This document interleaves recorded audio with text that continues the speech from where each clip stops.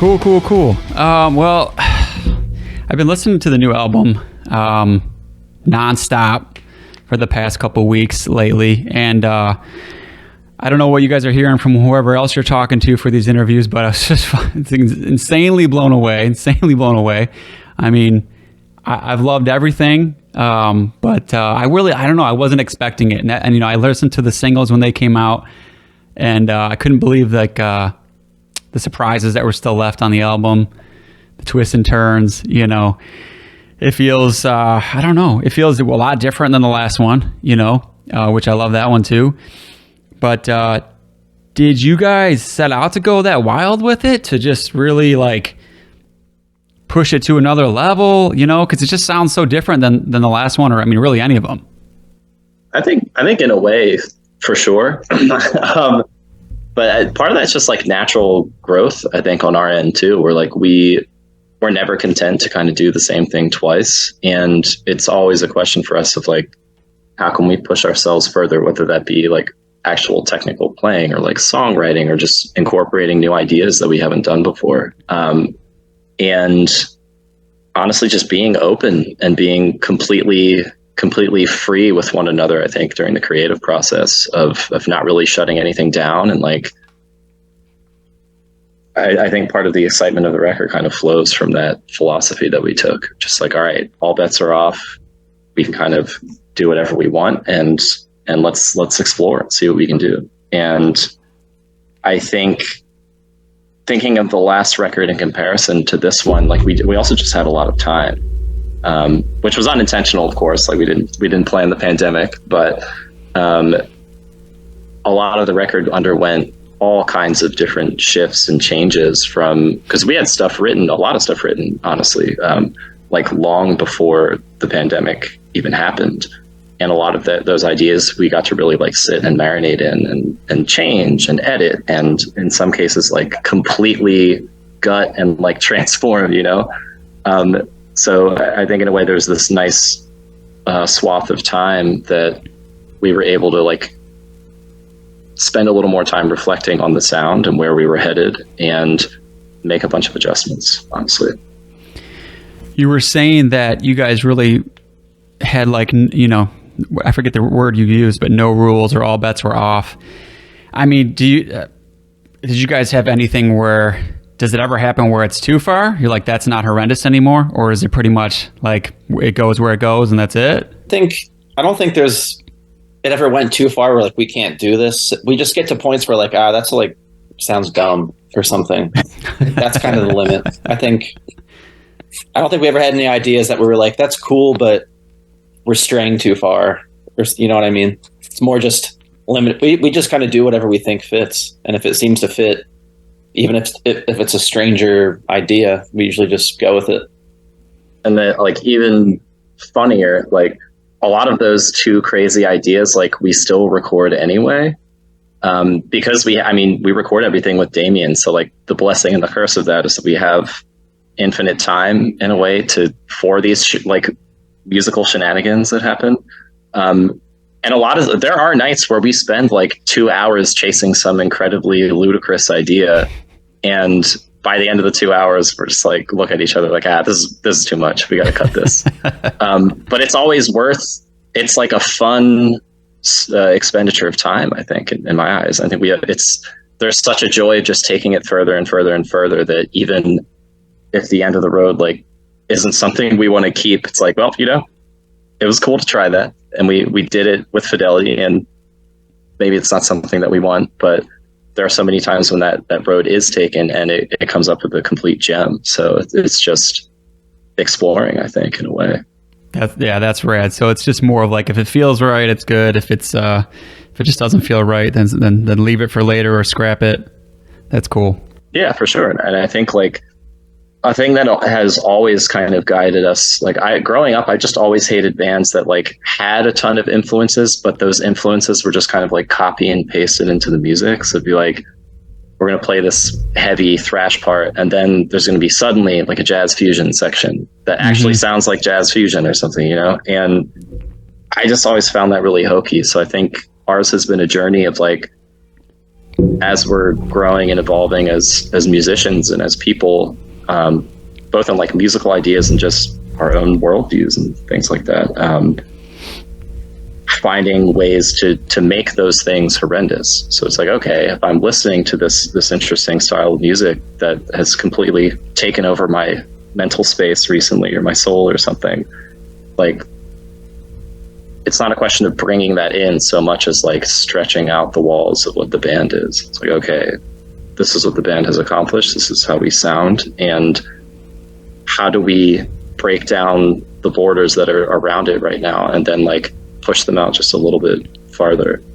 And it really does feel like in some cases, like there is some set piece of land or place, I don't know, some like mystical place that is the band's sound. And with every record, it's like we have a little flashlight that we're illuminating like one more piece of it. Like, we have this now too.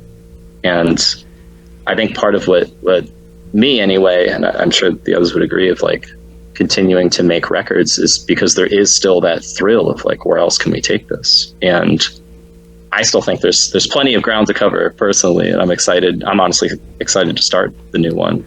And I think that's the reason why. It's just there's this feeling that there is still something there to experience and to experiment with. So yeah, that's so cool. I love that, and I love hearing, like, I'm always so interested in like what you guys are going to incorporate next. You know, it's just like the best thing about a band like you guys, where you know you're not getting the same thing. I mean, I like bands that do that where I know what I'm getting, but I definitely come to Horrendous with like, what are they going to try next? What are they going to do? And that is so cool how you guys do it in a way that's, yeah, it sounds natural. Just sounds like you guys filtering other things in there and making it your own.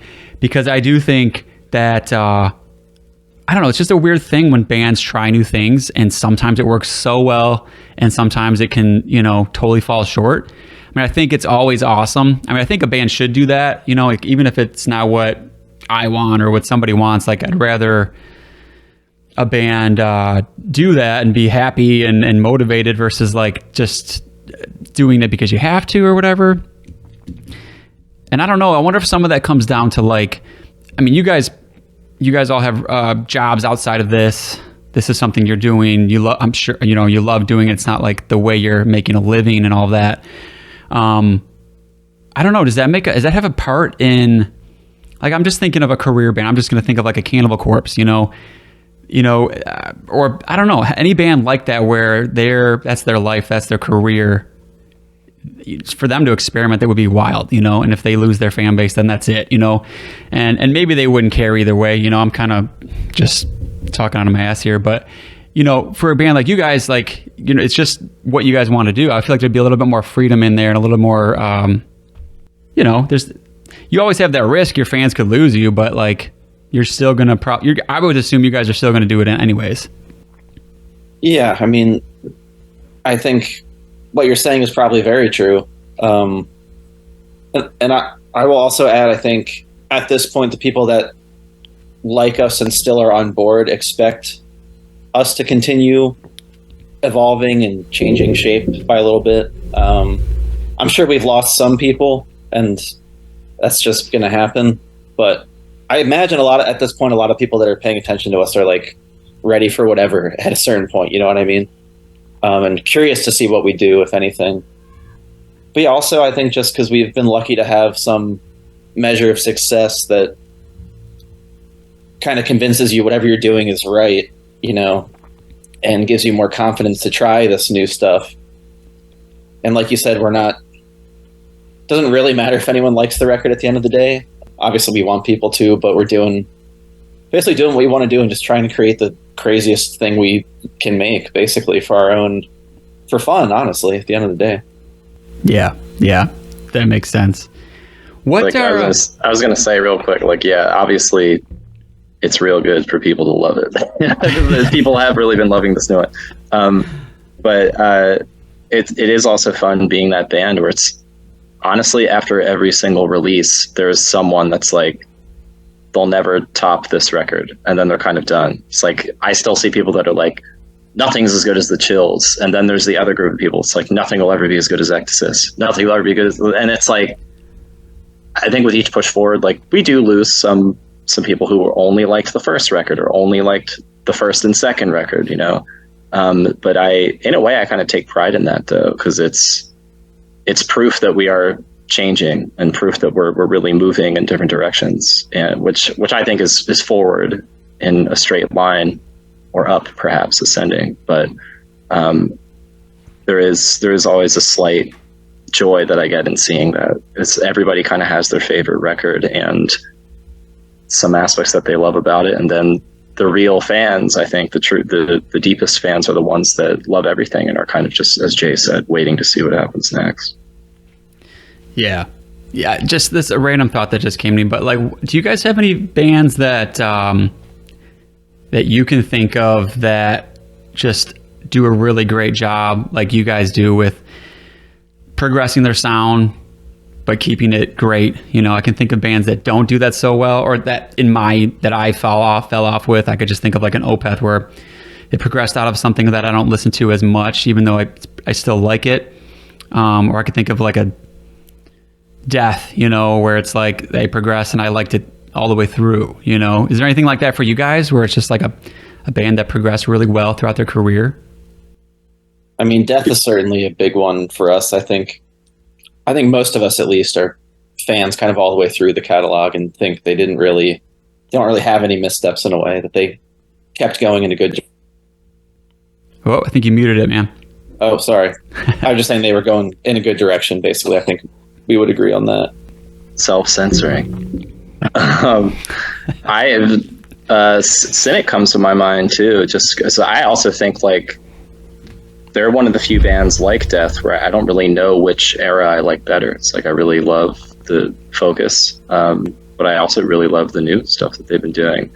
And the more obvious but also perhaps less obvious answer, I think Judas Priest, honestly. Like, and they're one of my favorite bands. And thinking of like the absolutely wild scope of their career from their first record to up until like Painkiller, at least, I think they were always changing and always kind of seeking out something new, and were successful so many times in doing that.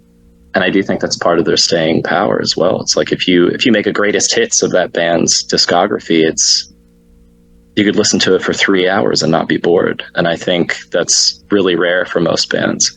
Like, I love Iron Maiden, but you make a greatest hits of that band 10 songs in, 11 songs in, you're like, all right, I've heard everything they're doing, you know? And I think it's a testament to their staying power and how much they did carve their own space. But I've just always admired Judas Priest for just the sheer scope of what they've done and how they like mastered everything too. Even like the hair metal album is kind of great. It's like, it's not my favorite one, but it's a good time. It's still good. Yeah. For what they were doing, it's pretty good.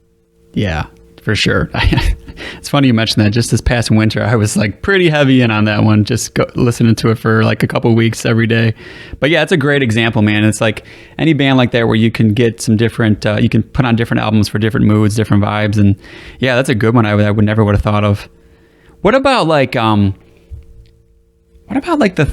know, you people will kind of argue sometimes about like, if a band, not to go on this progression stuff too much, but like if it, like a band, I guess like Death would be a good example. Like Chuck decided to, once he stopped doing the death growls and got a new vocalist, it was like, we're going to do a new band. It's a new project. Instead of changing the sound extremely with a new name, new band, versus like staying with the same band name and totally like evolving out of your sound. Like, do you think it matters or no? I do think there's some like intangible boundary. I've considered the same in thinking about Horrendous. Like, at what point is it not Horrendous anymore? And I imagine it might just be like this intuitive thing where we're sitting down to write songs again at some point after like another album or two, and maybe there will come a time where we just don't feel like what we want to do makes sense under this entity. And I was thinking about this recently. It's funny you mentioned like the Control Denied thing, because I don't like the Control Denied album, but I also feel like it catches a lot of flack, perhaps unfairly, because it was like they're still transitioning into like doing something else. I imagine if they still did that band and they had a chance for like another record or something or two, it would have evolved into something really cool. And I don't know. I just think there's some like deep kind of philosophical like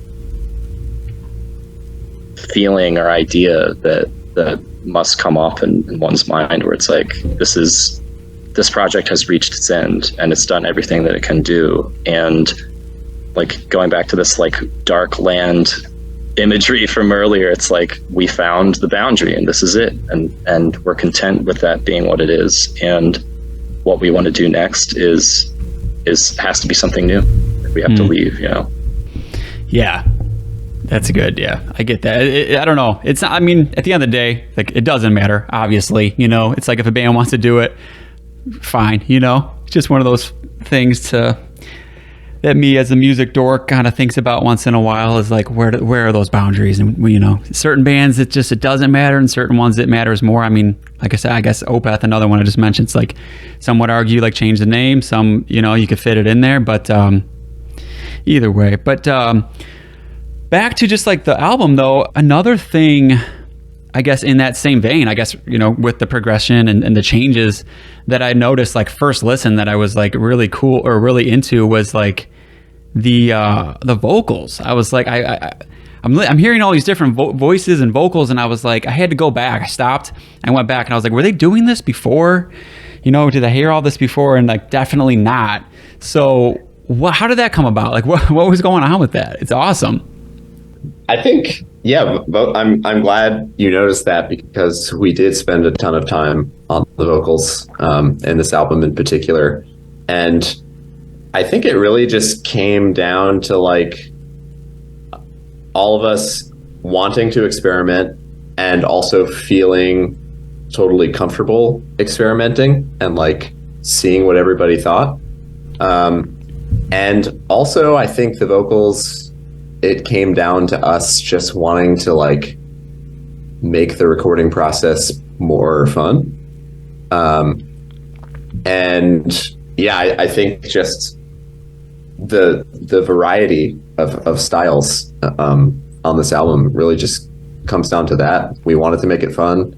We tried new stuff, and if it sounded cool, then we kept it. And it was kind of just like a wild time for everyone present during the vocal recording. What did you guys do? Just sit down with certain parts and just have different ideas for different things and go wild with it, or like, how did that work? Yeah, part of it was definitely that, and like as you mentioned, like there are just like some completely new sounds on this record in terms of the music, and it became a question of like, do our normal vocals like work for this? And of course they would work, but it's like, is there something better? I think it was partly that, and I also think just arriving at a place where we aren't afraid to like show our individual personalities a bit more on the record. And that to me is one thing that's like a huge departure on this record in comparison with other ones, where it's like we're doing very accepted styles of vocals in the past. And it's interesting because I think honestly, kind of like Death too, I think there's another parallel, is that if you listen to those records, like his voice is constantly evolving too, right? And I think listening back to the Chills or something, or the demo, it's like, yeah, our vocal styles are also very different as they go forward. And so I think there's part of that natural progression there, but also part of this, like this feeling of safety that I don't have to do the scream that everyone expects that has been accepted by the metal community. You know, like we can do some things that are uniquely us, and it's obvious it is me doing it, and no one else sounds like doing it that way, you know. And being unafraid to kind of step into those shoes, I think, of having a more like unique sounding voice, and a voice that's recognizable. And I just think that's part of the power of the album too. It's like we're all stepping into to who we are, and not like hiding behind what metal conventions are, and like what sounds appropriate or what doesn't on a metal album. Yeah, it's very cool. It makes it more interesting and really fun. It's fun just to listen. It's fun just like you could just listen to just that, you know, when you're listening to it and just kind of hearing like what you guys are doing, like the wild stuff on each of those tracks. But it really adds to the variety of it. So I think that's awesome. And I don't think. Oh, go ahead. Oh no, I just said for sure. And I one of the other things that I think is happening with the vocals too, which not a lot of people have commented on yet, but I think just like rhythmically also, they're a little more wild than in the past. And I think that's something that is maybe like a silent element of the vocals that makes them stand out more too. It's like we've come up with these like kind of absurd patterns and rhythms of singing as well behind the music, and like kind of weaving into the riffs that I don't hear many bands doing at this point. And I think that kind of adds to the feeling of it being more of like the vocals being another instrument as opposed to just this is like the standard growl that accompanies the music to add atmosphere, blah blah blah, you know. I think there's also, I don't know if I can explain this well, but I feel like sort of in terms of coming into our own, and like I feel like all the variety and intensity is a result of like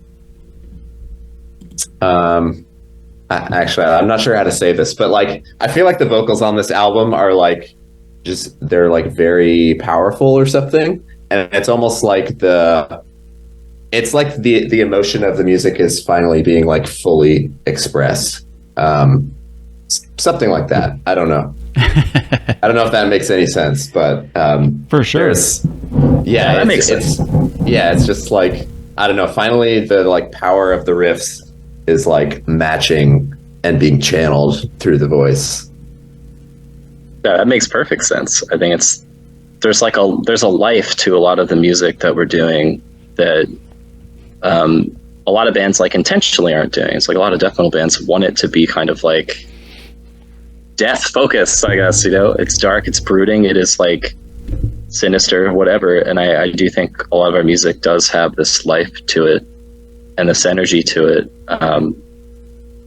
that other bands I just think aren't really considering. And I think you said that perfectly, Jamie. It's like the vocals are finally breaking out of older styles, I guess, and breaking out of kind of being like a little bit not muted, but downplayed a little bit, or like in the background a little bit more. And I think they do communicate the same life and the same energy that's happening in music. Yeah, there's like new emotional heights that are being reached. Yeah, and Damien also in the studio just somehow has crafted like 10 different screens. Like I don't know how he did it or how it happened, but I just remember sitting there with like Jamie as we were recording, just laughing our asses off, because every song would just be some entirely new like personality and voice. Just like, oh my god, it's like King Diamond, but in like screams as opposed to singing, you know? Right. Which I honestly, I'm like thinking on this, like I don't know many vocalists that have varieties of screams other than like they have a high and a low, you know, that's it. It's a high scream or a low scream, but only Lord Worm. Yeah, Lord Worm is the one that comes to mind. But yeah, plus like, you pair it with both of you guys who each have unique voices, and then you're mixing in all these other voices and whatever effects on some of them, you know, so it just adds even more. But like also like after the last one, there was like a few extra clean vocals on it, and to be honest, I just kind of thought, well, maybe they're going to go down that road more, you know. But if anything, maybe less on this one and just more other voices, which was just like an unexpected turn that I didn't, you know, I wasn't expecting. Yeah, I think part of that is because we're so much in service of the song, and like vocals and lyrics are something that we always come up with after the music is done. And I think, honestly speaking, like the reason there's not as many clean vocals, or not more, is just because we didn't think the songs like wanted them there in a weird way, you know. It's like this didn't, the songs that have them in the moment was like, this is calling for a clean part, we're going to put it in and it's going to sound great, and it does. and then everything else, like there just isn't room, I think. And for anyone, I guess, interested in like songwriting in general, I think that's just kind of our practice. It's like we never really set out to force the song into any shape, and as the song takes its own shape, we just follow the trail. We follow its lead. It's like, okay, this would sound cool here, this wouldn't. And like there was certainly never a moment where we were like, we got to not do too many clean vocals or something.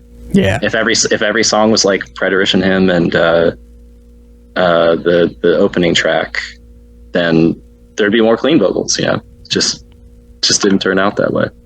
I get it. And now I've got something else to listen to, is the rhythmic patterns with the vocals, because I hadn't noticed that, but I'm excited to go back and kind of dissect that.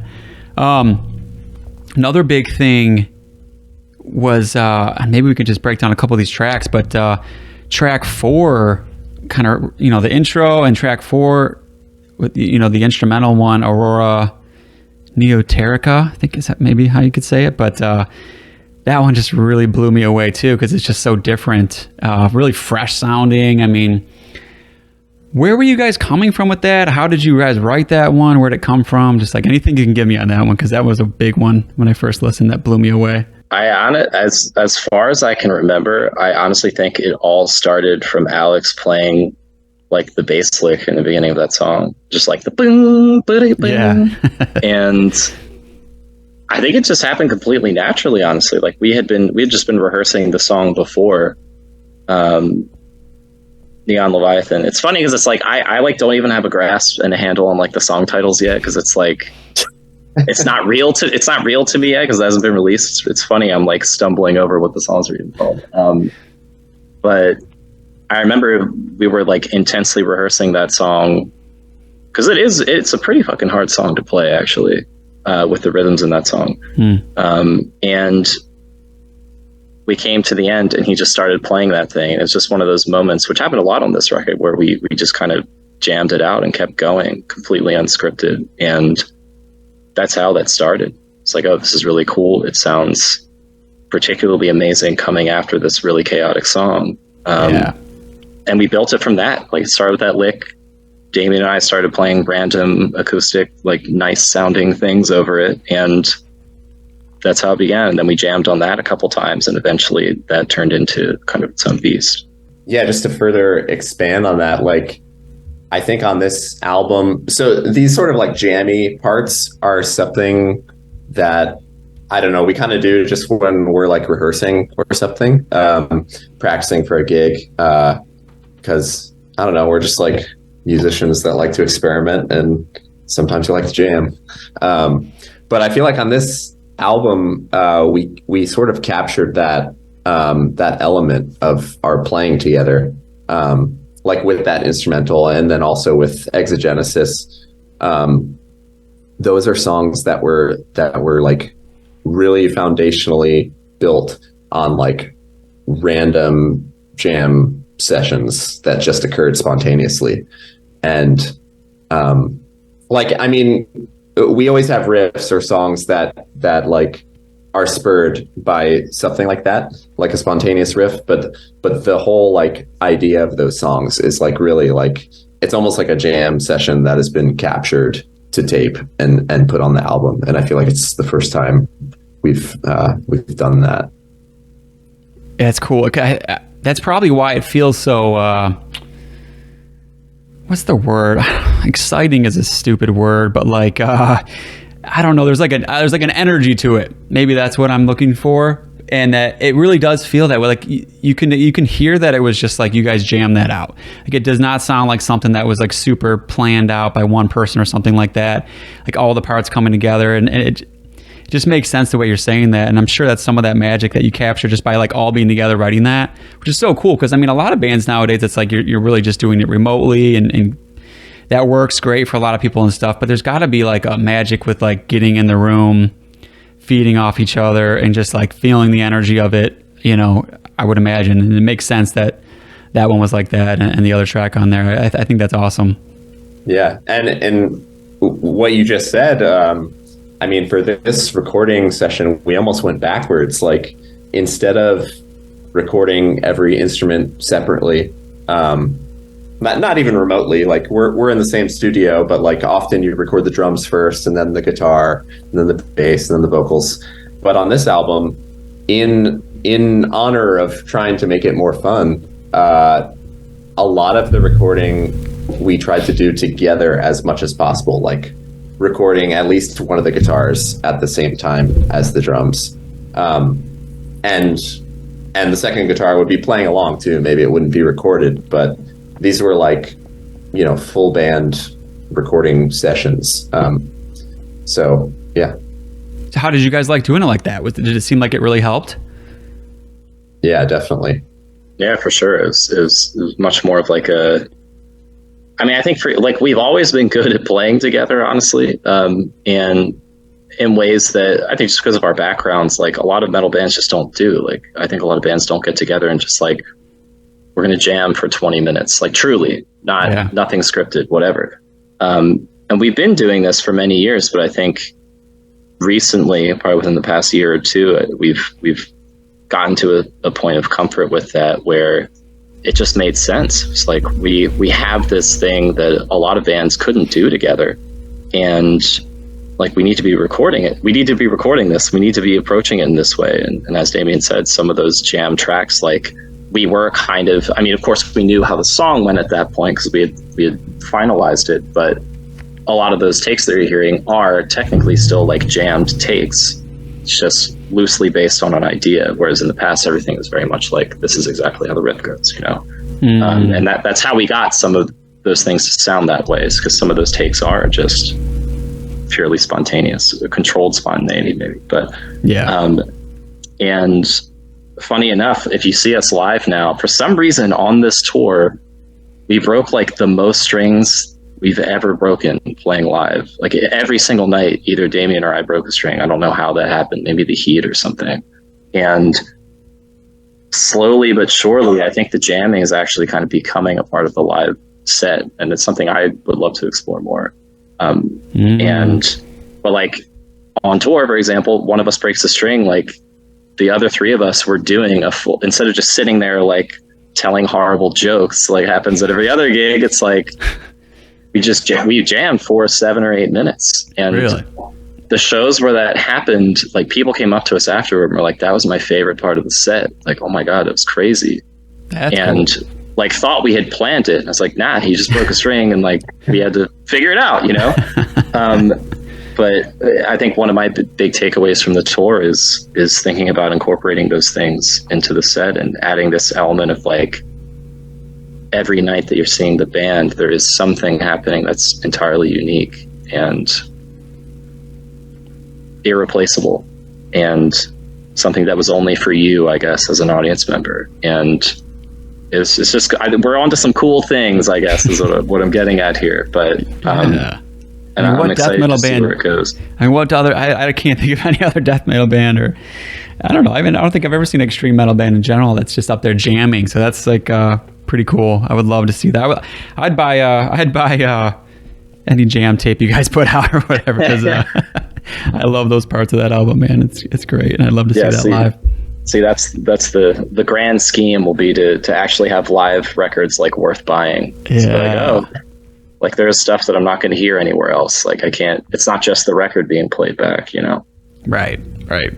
That's cool. It's kind of a different question, but I'm sure all of you guys in the band, you guys have your shared tastes and things like that. How would it be? How do I want to phrase this? I guess okay, how about this? If you guys were each kind of like were to just do a solo project, compared to like Horrendous, like how would that sound? I guess the reason I'm asking that is just to see like how each of your guys' tastes or background kind of forms Horrendous, since you guys are such a collaborative band, and to where those kind of different vibes come from. Like I don't know if you can answer that at all, like what your guys' own project would sound like based on your biggest probably musical passions. An impossible question. Or just think of it like, just honestly, just like what each of your guys' biggest thing what each of you are bringing to the table the most, like whether it's a genre outside of, whatever it is, like taste wise, and how that kind of comes together. Because I'm just assuming you guys aren't all totally into the same stuff. Yeah, definitely not. Not all the way, but I think there's tons and tons of overlap between everyone. Like you talking about this is just making me laugh thinking about the Kiss records that are like each band member did a full album in like the mid 70s or something. Right. If we're around for like a 9th or 10th release or something, it'd be great to do that. Actually, it's like each person's version of the record. Yeah. I think my honest answer to that would be I don't know, like barring Damien, maybe, like I don't know if any of us could even conceive of doing it like completely alone.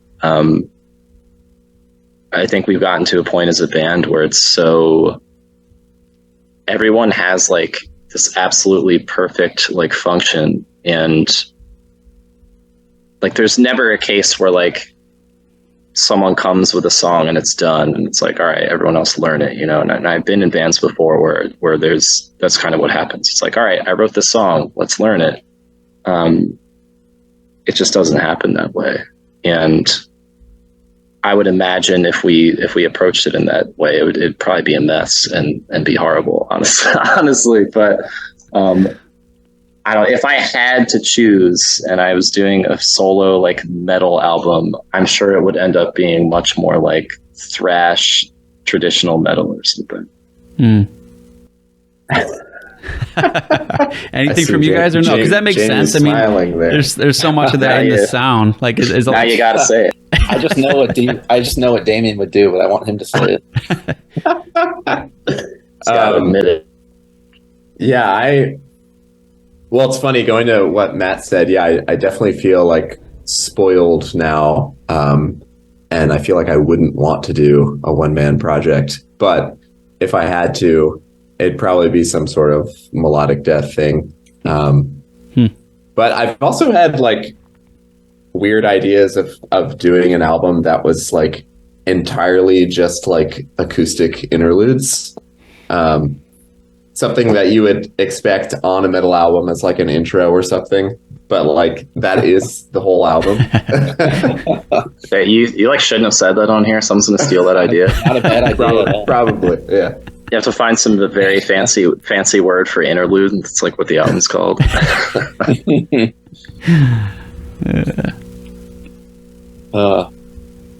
Well, for me, because I don't have the guitar playing capacity to do anything like remotely related to some, stuff Horrendous plays. I would be forced to do something more primitive. So I don't know what that would be, but I would have to think about it truthfully. Yeah, be pure like Celtic frost worship. Yeah. Maybe. Yeah, I don't know. That I could do. Also, Jamie's also lying because his first instruments were, bass technically, but bass and guitar. So it's not entirely true. Yeah. Do you feel like just based off that, like Damien, like with like if like the melodic stuff, is a big part of your taste, or like Matt, you were saying like some of the thrash or like the heavy metal stuff, does that show up with like when you guys show up to jam this stuff too? Is it like a lot of times Matt's throwing in some of the thrash riffs, or maybe Damien's got like a cool melodic part, or does that not even matter? Is that not how it happens? Yeah, that definitely happens. Yeah, I feel like when we're composing, I sort of always have an ear open for like what sort of harmony can I throw in there. Yeah, I don't know. And Matt can speak for himself, but yeah, he definitely writes some thrashy riffs that I would never conceive of. So yeah. Yeah, cool. What about like it's got to be cool too having like a brother in the band. There's a lot of big bands like that where there's like that chemistry, between two brothers in the bands. You can think of the big ones like Sepultura or Gojira, Pantera. A lot of those groove-based bands, especially, But is there like an advantage of that? You guys grew up together, probably played music for a long time. Is there a lot of how does that work with you guys? Yeah, I mean, I think the biggest advantage was just that we always had someone to play music with. Like, you're never playing by yourself, you know? And that spurs you to keep doing it and to keep practicing and to keep pushing yourself. I think if you're by yourself, it's a lot harder to practice versus when you have someone else that's depending on you. And it's like, we said we were going to practice right now. Let's go do it, you know? And also, like, there's the advantage of, like, the different bands we would get into. We're constantly showing each other, and, like, our musical vocabulary is expanding perhaps faster than other people that are by themselves might. Yeah, no, agreed on all fronts. And man, at this point, we've been playing together for like 21 years, probably. Yeah, something crazy like that. Some obscene amount of time. And I do agree with what you're saying, Jay. It's like, I think playing with other people is also a skill. And like, I don't care how good you are if you've never played with anybody else before.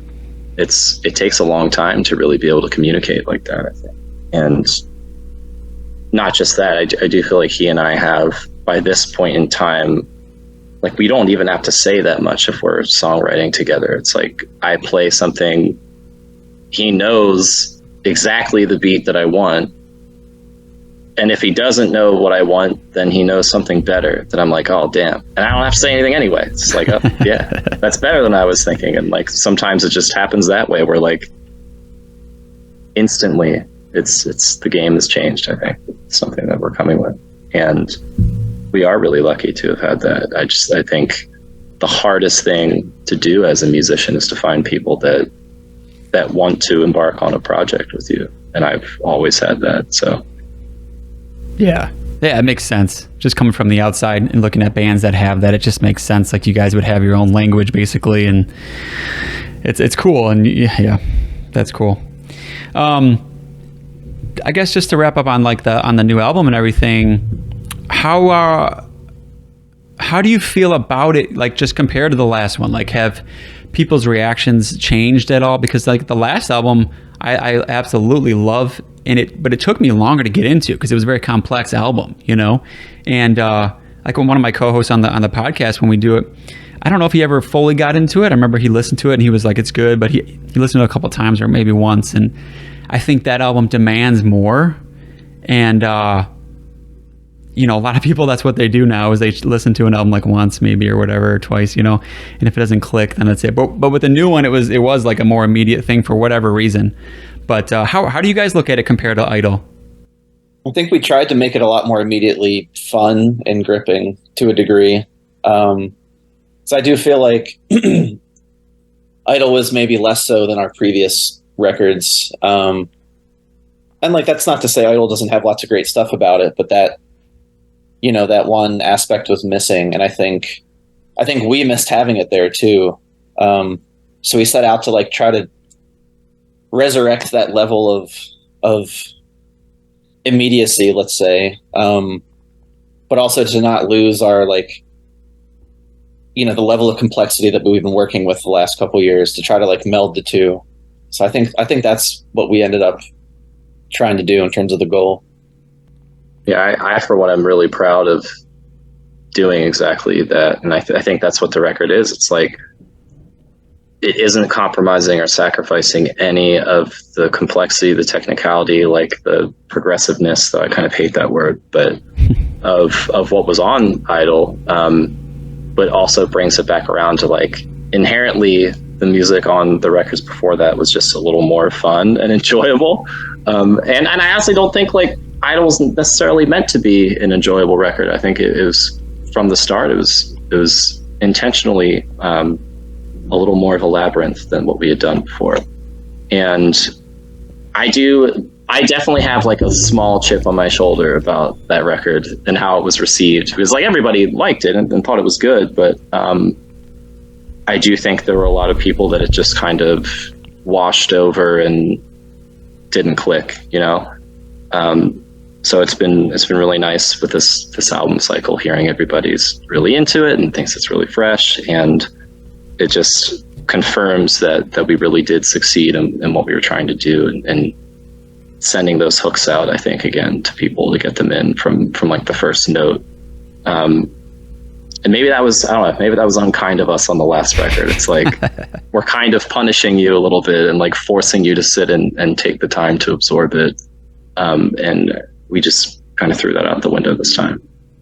Maybe the new one will convince some people to go back to Idol, that didn't really give it a fair shot. Mm-hmm. We'll see. I think so. That's what I'm hoping. That's what I'm hoping. I'm hoping like 5 years from now, like, oh, it's Idol's completely genius, and Yes, that's exactly everything what I was else going to is say. terrible.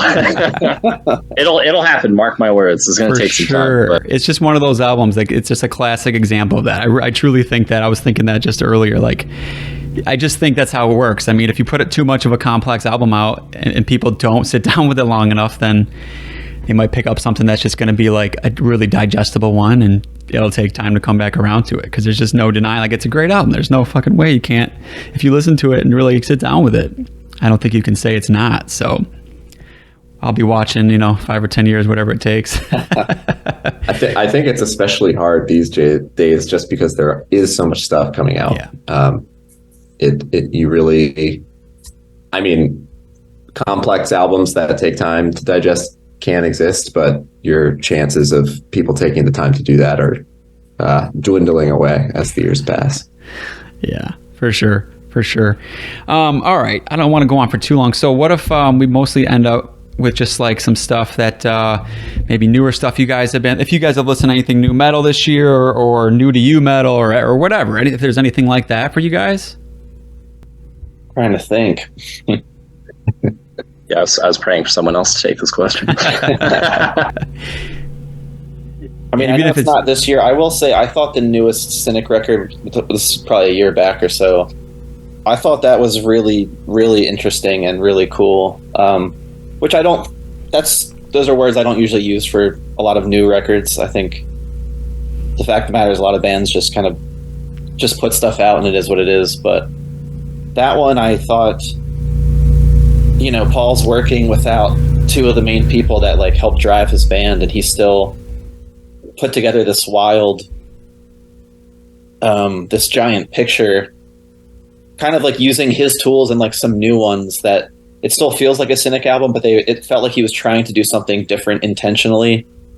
Number one, to not, probably somewhat respecting, the guys that are gone, not trying to like, you don't want to have someone come in and just like try to play the exact bass lines of Sean Malone, right? I feel like he did a good job of going somewhere new without those two guys. And I don't know, I found it much more interesting than almost anything in the last couple of years, truthfully. Yeah, I do think, as I'm kind of like trying to jog my mind here, and again, not like brand new, but I am always impressed with Imperial Triumphant too. And like, we played with them so many times by this point that we know them all pretty well, but I just like how unique their music is. And again, I don't think that's an easy band to get into or to listen to in any way, but Right. It's nice to hear things moving, I think, and things taking new turns and going in new directions. Yeah. I have one more actually that I thought of. So the last Dark Throne record I thought was okay, but if you go back to Eternal Hails, which is just last year, it's not that old. I actually thought that record was pretty great. I thought, because they're a band at this point that just very much does whatever the fuck they want to do, obviously. And just, there's certain kinds of metal they like, certain kinds they don't, and they just, without being a worship band, I think just funnel the things that they love into, through their like black metal-ish sound. And I think, I don't know, they ended up with a record that I feel like nothing else really sounds like in a weird way. When I first heard it, I was like, I thought it kind of sucked, actually. It was so, so weird. But I kept going back to it. And eventually I was like, you know what? This is actually one of the cooler releases in some time. That's cool. So Eternal Hails, yeah. Damien, anything? No, I was hoping I would slip by. I haven't heard too much new stuff. A lot of the stuff that I listen to is are things that I'm like actively producing, like mixing or mastering or whatever. Actually, one of those, an album I mastered was Hell Ripper's new album. Oh, and actually, I thought that was pretty great. Matt and I were listening to it. I gave him a sneak preview while we were like driving to some show. I forget where that was, but that was great. We enjoyed listening to that one. Yeah, that was fantastic. I can say too, we'll put this, file this under the category of I'm waiting for new records from these bands, but I've always been a big Oranzi Pazuzu fan. And I don't know when that last was, probably like 4 years ago at this point, but everything about them I love, just directions that they kind of went in, which to me it just sounds like a black metal-ish like krautrock band or something. It's really cool and actually scary, I think. Yeah. And I was a huge fan too, and still am, of the band Emptiness. Which is, I mean, they're not really metal anymore, but everything they've done since Nothing But the Whole, I think, is what that record's called. Through like their newest one, I think, is fantastic. I'm eager to hear what they do next. And shout out, of course, to personal buddies, Blood Incantation, who've been doing wonderful things for years now.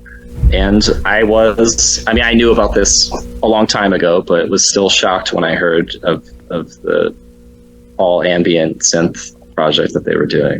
And I just think it's cool that they did it and went for it. And like, for the most part, people kind of accepted it too. You know, I was expecting there to be a little more backlash when that happened. And it didn't. And I think it does work with the overall vision of the band.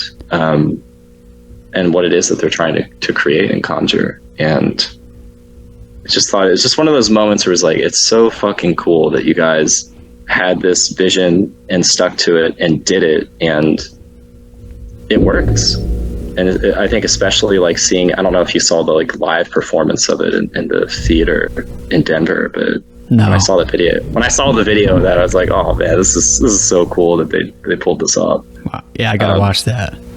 And I do know they just finished recording, so I'm excited to hear what it is that what direction they're going in, and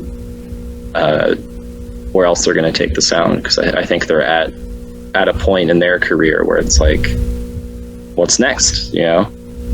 Yeah, they keep talking about taking all the things they've learned, and I'm sure they're just going to add in that ambient stuff and all that they've done. I'm excited too.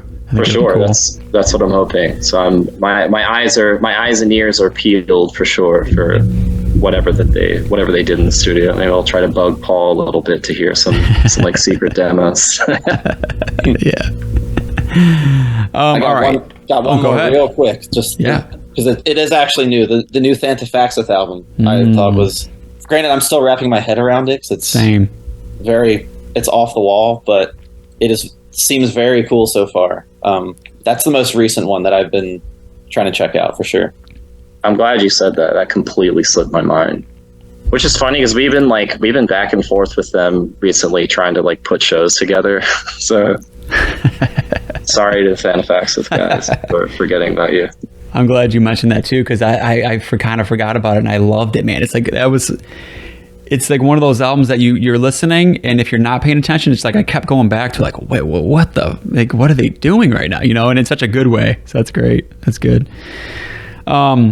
Okay, there was a couple questions that listeners were asking me to ask, and I don't really know much about either of these, but someone had said a favorite Daniel Warren Johnson comic. I don't know if one of you guys are a fan, maybe. Oh, I can answer that one. Yeah, okay. So I became friends with him, honestly, like kind of by chance. But someone like tipped us off on our Instagram that he had put like a Horrendous logo on one of his comics. So I was like, oh shit. So we like reached out and I talked to him and ended up hanging out with him in Chicago, which was really fun. And have been friends ever since. And he even did some artwork for us on the new record. It's like not in the record packaging itself, but he did like a limited edition like poster thing. But for him, that is a tough call. I mean, I can't because the comic Murder Falcon, which sounds ridiculous, but because it is about like heavy metal music, I think ultimately about the love of metal music and like the why, like why are we doing this? Why does this exist? I can't, nothing else can top that for me. But I did really like his newest comic book, which is like wrestling themed. It's called Do a Power Bomb. And I'm like I have a lot of friends that are hugely like resurging into the professional wrestling world. And that's not me, but I really did love his new work on that too. Nice. Okay. And then this one is another kind of off the wall one. I don't know, but favorite strung out album, and are you still active fan for whoever could be a strung out fan, I guess? Damn, that's I mean, fun. I like their some of their older stuff, so I know the band, but I maybe one of you guys are. For a long time, I was using I didn't have my own drum kit for many years, and I just used my buddy's close friends kit. And there was among other things, a strung out sticker on the bass drum. Okay. So someone must have seen like a live picture. I've never mentioned that band otherwise. Regarding Horrendous. Best one or favorite one, I guess. I'm kind of partial to American Paradox. I guess if you don't know Strung Out, that's not going to mean much to you. That's an older one, right? Early one? Yeah, it's like 2001, maybe. I think I remember that.